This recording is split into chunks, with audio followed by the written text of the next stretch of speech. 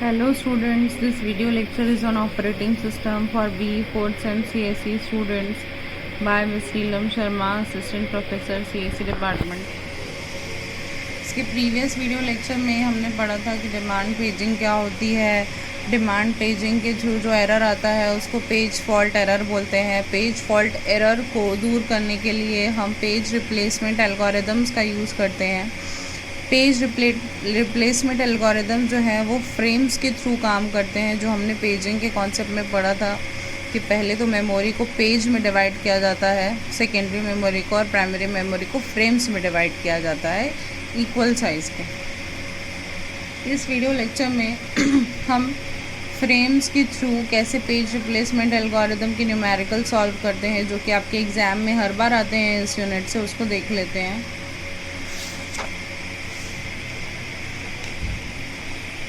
सबसे पहले ऐसा क्वेश्चन दिया रहेगा, consider following page of reference string. ये यहाँ से आपको एक स्ट्रिंग दी रहेगी, इससे बड़ी भी हो सकती है स्ट्रिंग।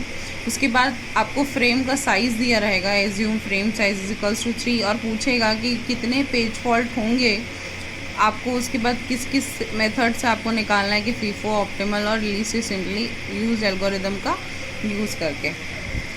तो जितनी नंबर ऑफ़ स्ट्रिंग्स दी हुई है यहाँ पे 12 नंबर ऑफ़ स्ट्रिंग्स है, 12 नंबर्स है, तो उतने आपको ऐसे बॉक्सेस बना लेने हैं। और क्योंकि यहाँ पे फ्रेम का साइज़ 3 है तो उन बॉक्सेस को 3 पार्ट्स में डिवाइड कर लेना है और उन सब के ऊपर एक एक करके स्ट्रिंग लिख देनी है। जैसे कि यहाँ पे 4 3 2 1 4, 4 3 2 1 4, 3 5 4, 3 2 1 5। अगर यहाँ पे फ्रेम का साइज़ 2 रहता तो हम ये 2 बॉक्स में डिवाइड करते। अगर यहाँ पे फ्रेम का साइज़ 4 रहता तो हम इसको 4 पार्ट्स में डिवाइड करते। क्योंकि यहाँ पे फ्रेम का साइज़ 3 है तो यहाँ पे हम ये लिए। अगर आपको फ्रेम साइज़ नहीं दिया है क्वेश्चन में तो आप बाय डिफ़ॉल्ट 3 लेके चल सकते हैं, पर वो हमेशा गिवन रहता है। तो पहला एल्गोरिदम हम देखते हैं, फीफो एल्गोरिदम। फीफो में कैसे सॉल्व होता है, तो सबसे पहले ब्लैंक हमारे पास बॉक्स है जिसमें कोई भी पेज, कोई भी फ्रेम लोडेड नहीं है। अब हमको 4 लोड करना है, तो सबसे पहले 4 लोड किया, नहीं था अवेलेबल। जब भी कोई पेज अवेलेबल नहीं रहता तो पेज फॉल्ट कहते हैं। तो यहाँ पे पेज फॉल्ट हो गया। उसके बाद 4 के बाद कौन आया, 3 आया, तो यहाँ 3 लिखा, 3 भी अवेलेबल नहीं था तो अगेन पेज फॉल्ट हुआ। फिर 4 3 के बाद यहाँ पे 2 आया, 2 भी अवेलेबल नहीं था तो यहाँ पे फिर से पेज फॉल्ट हो गया। अब यहाँ पे हमको 1 को एंटर कराना है, और क्योंकि ये फर्स्ट इन फर्स्ट आउट है तो सबसे पहले इन तीनों में से कौन आया था ये आपको देखना पड़ेगा। तो सबसे पहले एंट्री ली थी 4 ने, इसलिए वो पहले आया था तो पहले बाहर जाएगा। तो 4 को बाहर करके हम 1 को लेके आए, क्योंकि 1 भी अवेलेबल नहीं था मेमोरी में, इसलिए यहाँ पर भी पेज फॉल्ट हो गया। अगेन 4 को लाना है हमको मेमोरी में या फ्रेम्स में एंटर कराना है। तो 1 3 2 में से कौन सबसे पहले आया था, तो आप देखेंगे कि 3 आया था। तो 3 को रिप्लेस करके हम 4 को लेके आए। अब 4 अवेलेबल नहीं था तो इसमें भी यहाँ पे क्या हो गया, पेज फॉल्ट हो गया।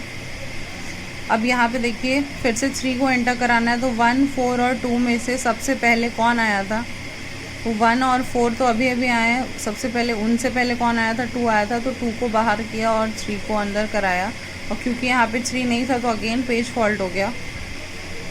अब 5 को अंदर लेके जाना है। तो 1 4 और 3 में से सबसे पहले कौन आया था, तो 4 और 3 तो अभी अभी आए हैं। 1 सबसे पहले आया था तो 5 को रिप्लेस किया 1 से, अगेन पेज फॉल्ट हो गया। अब 5 4 3 हो गई हमारी स्ट्रिंग। अब ये देखिए यहाँ पे 4 को एंटर कराना है। 4 ऑलरेडी मेमोरी में एग्जिस्ट करता है, तो 5 4 और 3 ये होता है पेज हिट। जब ऑलरेडी कोई पेज अवेलेबल रहता है मेमोरी में तो हम उसको पेज हिट बोलते हैं।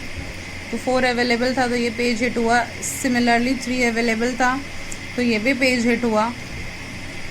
अब हमको 2 को इंसर्ट कराना है, तो ये देखना पड़ेगा कि 5 4 और 3 में से सबसे पहले कौन आया था। तो यहाँ से देखेंगे क्योंकि यहाँ तो पेज हिट हुआ, तो 5 4 और 3 में से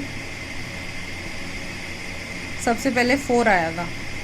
तो 4 को हटा के हमने 2 को डाला। फिर 1 को इंसर्ट करने के लिए 5 2 और 3 में से हमने देखा कि सबसे पहले कौन आया था, तो 3 आया था। तो 3 को हटा के हमने 1 को इंसर्ट किया, यहाँ दोनों जगह पेज फॉल्ट हुआ। अब यहाँ पे 5 एंटर कराना है और 5 ऑलरेडी एग्जिस्ट करता है मेमोरी में, तो यहाँ पे पेज हिट हुआ। तो हमने पूरे फ्रेम्स, पूरी जितनी हमको नंबर ऑफ़ स्ट्रिंग्स दी हुई थी, हम उसको पूरा फिलअप कर दिया। अब हम गिनेंगे कि कितने नंबर ऑफ़ पेज फॉल्ट हैं। तो 1 2 3 4 5 6 7 8 9। तो फीफो एल्गोरिदम में यहाँ पे 9 पेज फॉल्ट हुए हैं और ये सब पेज हिट हैं। आप चाहें तो उसको ब्लैंक भी छोड़ सकते हैं, या आप चाहें तो लिख के पेज हिट भी लिख सकते हैं। इसके बाद वाले वीडियो लेक्चर में हम देखेंगे कि ऑप्टिमल और LRU कैसे काम करता है।